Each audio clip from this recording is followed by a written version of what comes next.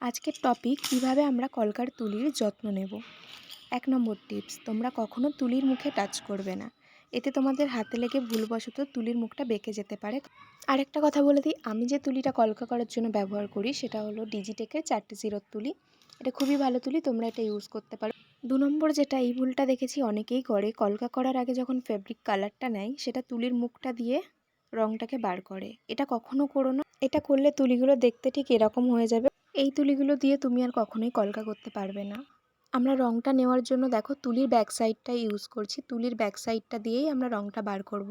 এই রং বার করার জন্য কখনোই তুলির মুখটা আমরা ইউজ করব না, সবসময় তুলির ব্যাক সাইডটাই ইউজ করব, এটা মাথায় রেখে দেবে।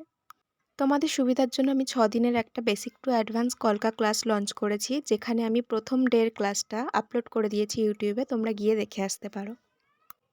কলকা করার পর তুলিতে যে রঙটা লেগে থাকে সেটা কিন্তু অতি অবশ্যই ভালো করে ধুয়ে নেবে। হাত দিয়ে কিন্তু রাব করবে না, তুলির মুখে হাত লাগানোই যাবে না।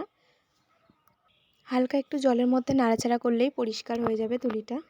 এরপর দেখবে তুলির সঙ্গে এই টাইপের একটা ইয়েলো কালারের কভার দেয়। তুলি ওয়াশ করার পরে এই কভারটা লাগিয়ে রেখে দেবে। এই কভারটা দেওয়াই হয় তুলিটাকে প্রোটেক্ট করার জন্য।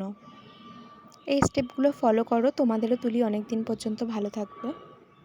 আজকের জন্য এটুকুই, দেখা হচ্ছে নেক্সট ভিডিওতে।